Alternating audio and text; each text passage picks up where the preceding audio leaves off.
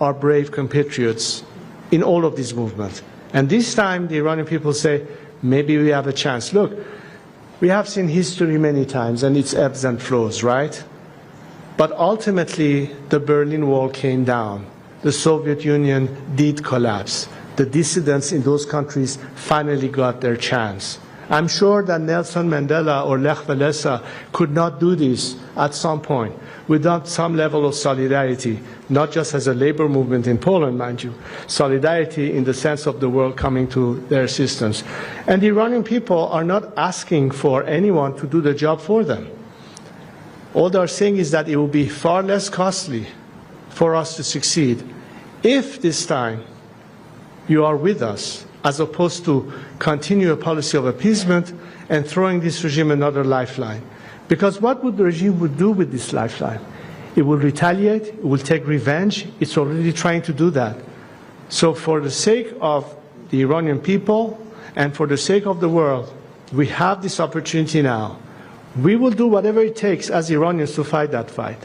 But the world needs to consider that the consequence of that change will put an immediate end to all the threats that this regime has represented, whether it is the nuclear threat or terrorism or radical ideology spreading and how it's impacting Europe. We see it in many countries, and all of that can be reversed. Not only that, but beyond security and stability, economic opportunities.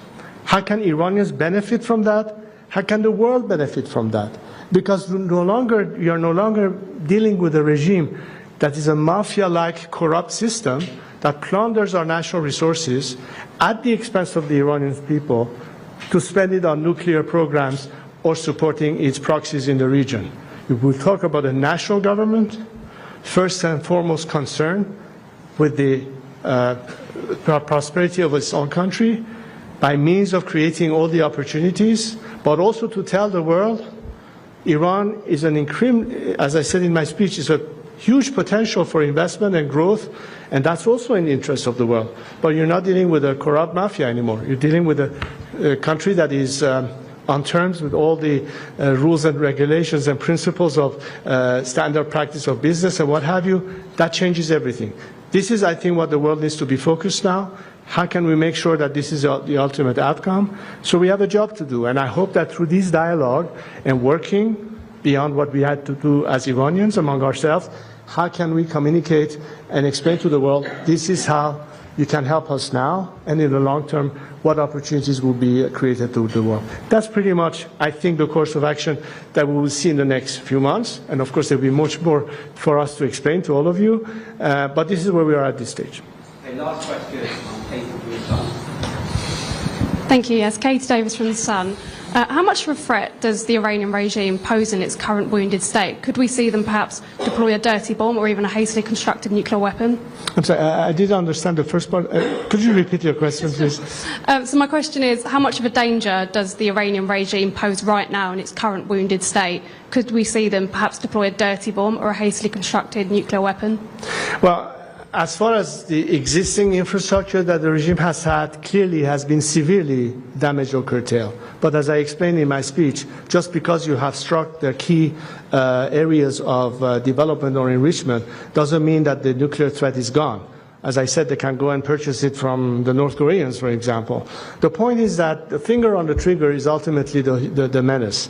That as long as this regime continues to exist, we should not fall under the false premise that because we've hit or neutralized the nuclear enrichment plants or what have you, the threat is gone. For a while it may be. For a while it might have delayed it. But as long as this regime continues to exist, like a bad weed, it will keep popping up in your backyard.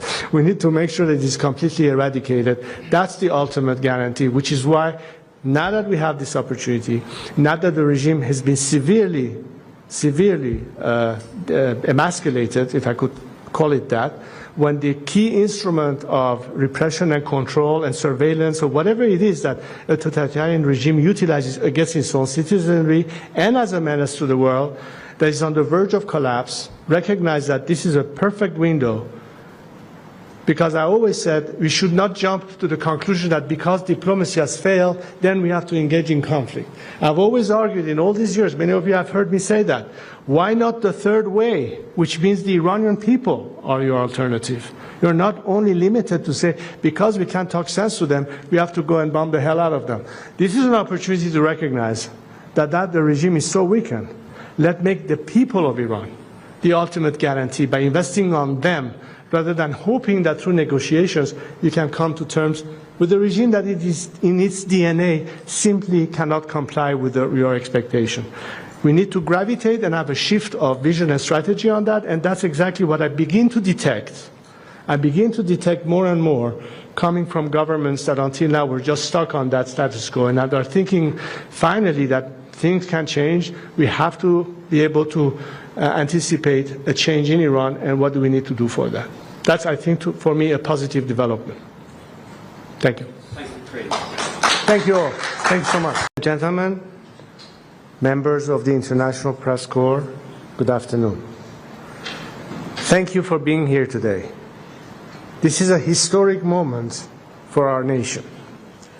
I will begin with a brief message to my compatriots in Iran in Persian, which I will then translate.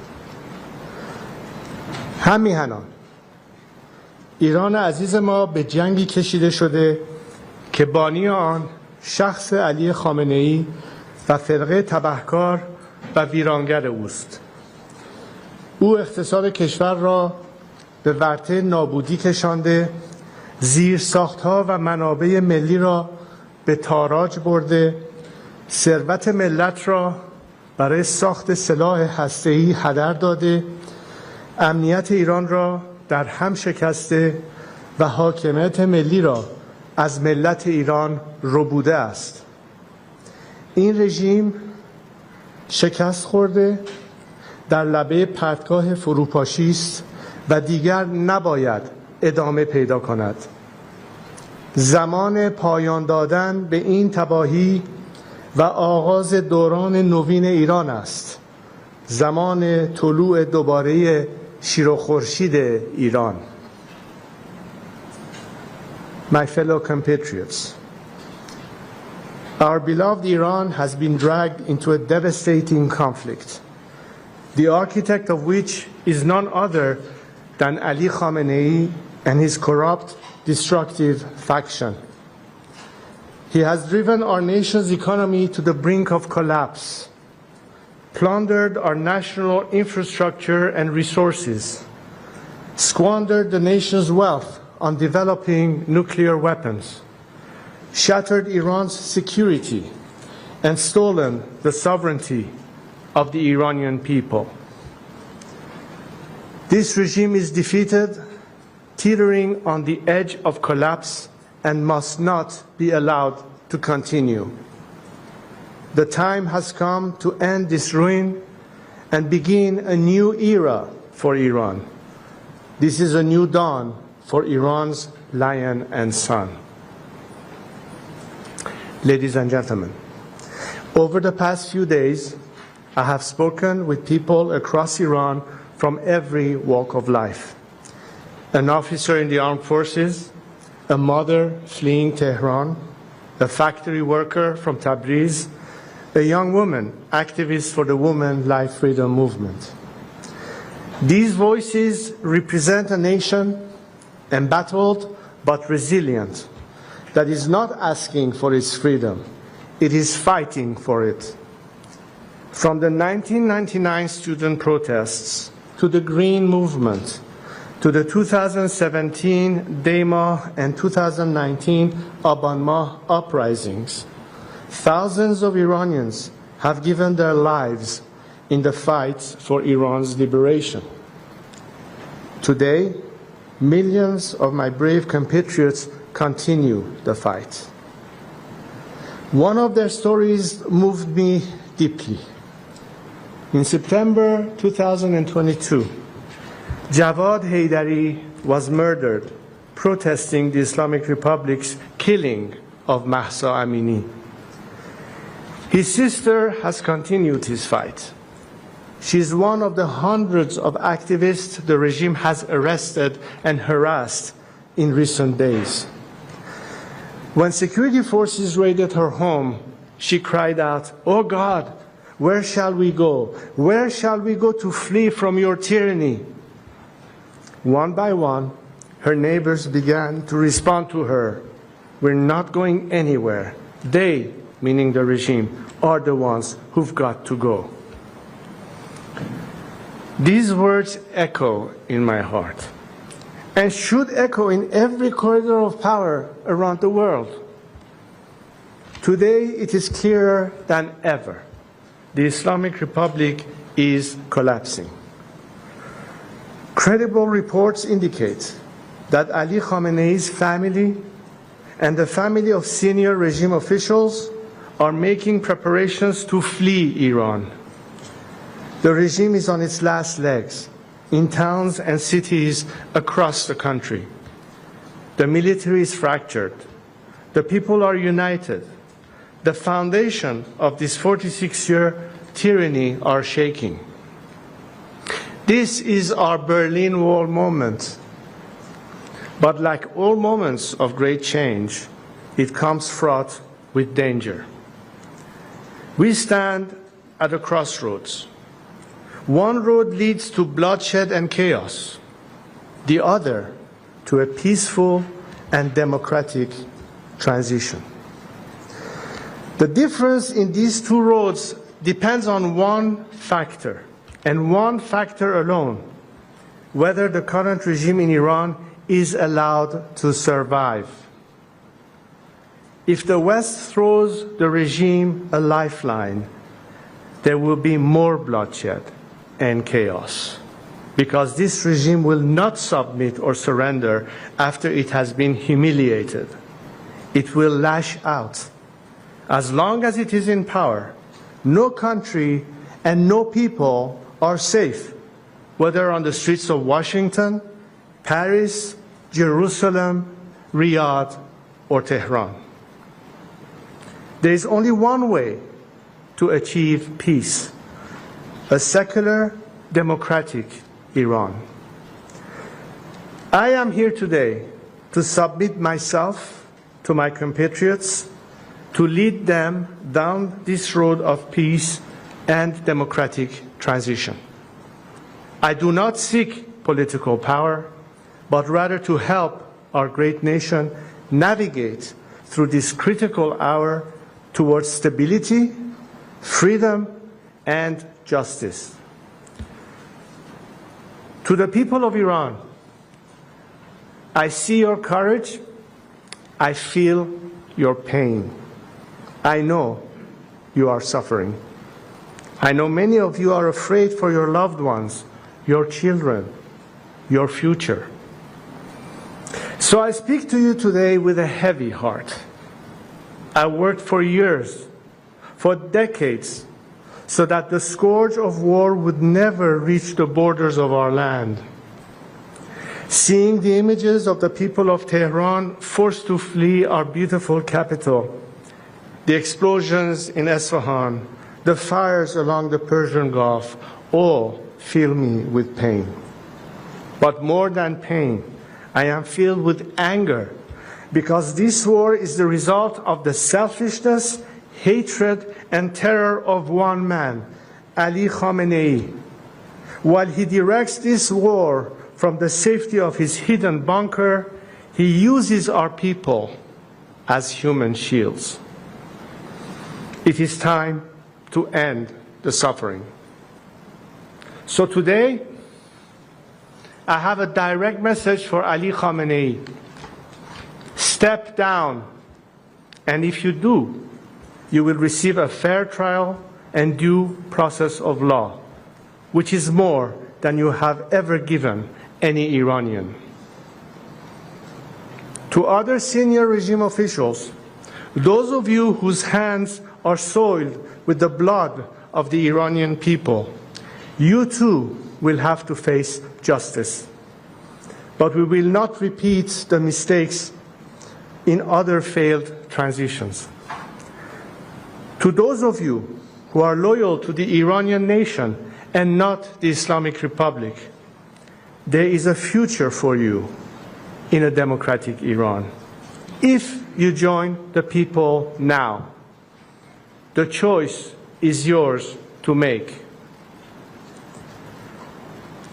I know these officers, these soldiers, these brave men exist because they are reaching out to me and telling me they want to be part of this national salvation. But now, greater coordination is needed. So to that end, today I am announcing that I am establishing a formal channel for military, security, and police personnel to reach out directly to me, my team, and our expanding operation. This is a secure platform to efficiently manage the growing volume of inbound communications and requests from those breaking with the regime and seeking to join our movement. For those patriotic members of our armed forces, the time is now to join the nation. If you do, I will make sure your service to Iran is not forgotten and is celebrated. To the international community, now is the moment to stand with the Iranian people. Do not repeat the mistakes of the past. Do not throw this regime a lifeline. You are right to be concerned about stopping nuclear weapons and securing regional stability. Only a democratic transition in Iran can ensure these goals are achieved and are lasting. Take, for example, the destruction of Natanz, Esfahan, and Fordo enrichment facilities. Yes, this has diminished the regime's domestic nuclear enrichment, but it does not diminish the regime's intent to acquire and use nuclear weapons. The regime, enraged and emboldened, will be seeking revenge and can acquire nuclear weapons from other rogue regimes like North Korea. The destruction of the regime's nuclear facilities alone will not deliver peace, but the path I offer can. So work with us to ensure a peaceful transition. Now is not the time for hesitation. Now is the time for principled action from each of us. 46 years ago, when my late father and our family were forced to leave Iran, I took an oath to God and to my country. I would not turn my back on Iran or the Iranian people. Every day since, I have dedicated my life to my compatriots. And today, I am here to reiterate it and to put myself at their service. I am stepping forward to lead this national transition, not out of personal interest, but as a servant of the Iranian people. I have a clear plan for transition and national renewal.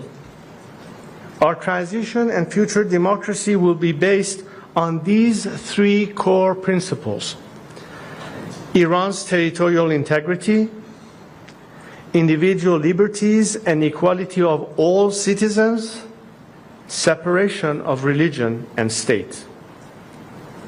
The final form of this future democracy we seek will be for the Iranian people to decide in a national referendum. What I offer is not just a vision for the future of our country, but the plan to execute a peaceful, orderly transition. To achieve that, today I am announcing the following initial steps. First, I will convene a National Unity Summit. This gathering will include activists, dissidents, and groups from across. Heavy flow messing with your plans? Noah's got you covered. It's 4 times more absorbent, lasts up to 10 hours with 360-degree protection, and has the softest top layer. So you can just slip it on and go about your day stress-free. This summit's objective will be to agree on a roadmap for democratic transition and reconstruction. Second, in parallel to the democratic process, I am developing an economic plan to rebuild Iran. We have already launched the Iran Prosperity Project, a comprehensive plan for the economic reconstruction and social stabilization of our country in 3 phases. The emergency phase of the first 4 to 6 months, the establishment phase of 18 to 24 months, and the normalization phase, which is long-term. In the coming days, my team of experts will publish the plans for the first 100 days after the collapse of the Islamic Republic based on this work. We are bringing together some of the world's greatest investors, builders, entrepreneurs, and experts who care about Iran and see its immense potential. They stand ready to put in the expertise, the talent, and the capital to rebuild our nation and turn it into one of the world's most attractive markets. Imagine this new Iran, a free and democratic Iran, living at peace with our neighbors, an engine of growth and opportunity in the region, a beacon of culture, innovation, and pride in the world. It is within our reach. We are proud, ancient, resilient people. The task before us Iranians today is no less than the ones faced by the great leaders, the great unifiers, the great builders of our history, like Cyrus the Great. As we embark on the final steps of this path to national revival, to liberation, to peace, we continue to be inspired by him. To my compatriots, this is our moment. I am with you. Let us build this new Iran together. Thank you. Thank you.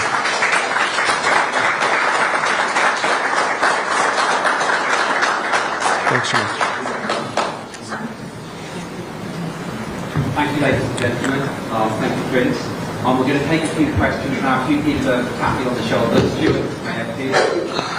Hello, this is Stuart Williams and George Charles Press in Paris. Thank you so much for coming here to speak to us directly. You made very clear in your remarks that you don't seek power yourself, but you are ready to lead transition. As we're speaking now, quite rapidly, quite concrete terms, what function exactly do you envisage for yourself? Possibly as a temporary president, as a prince even, Shah? Maybe it's time to start to make that clear.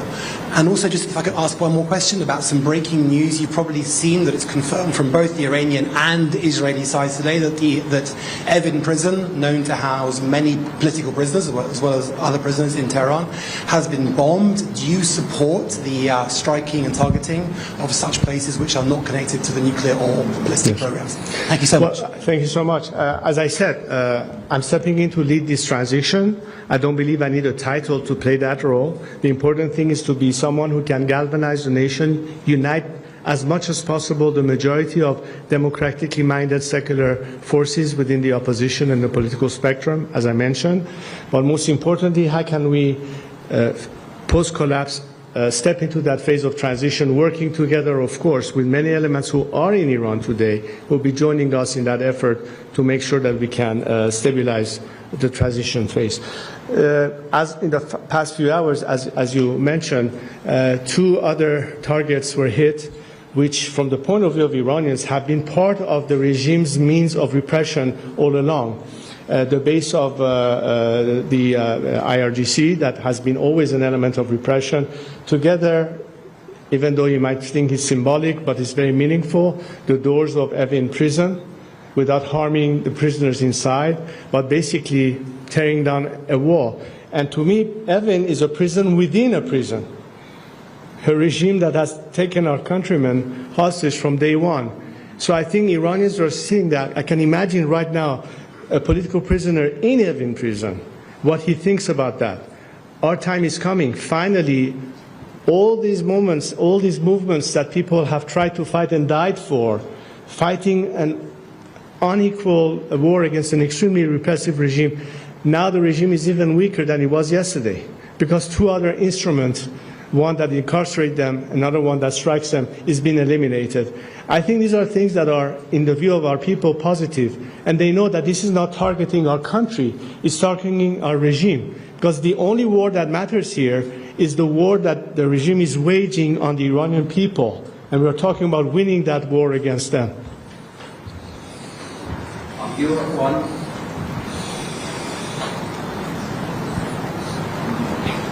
BBC. Aaron. CNN. Sorry.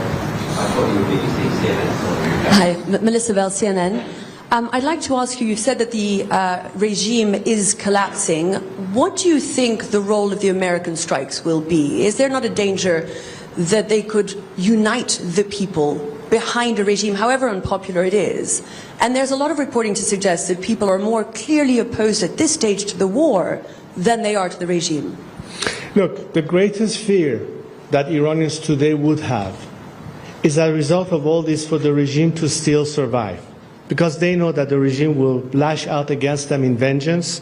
As a matter of fact, only in the last few days, the regime has already executed half a dozen people already on the guise of being spies or even being my supporters. The regime is ultimately what people fear the most. They want to make sure that at the tail end of all this regime actually collapses, which is what I mean by saying don't throw it another lifetime.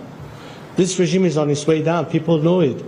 And the biggest fear is, what if this regime was to survive? That's why I keep saying this regime must go. The only solution for Iran's liberation and for peace is for this regime to be no longer there.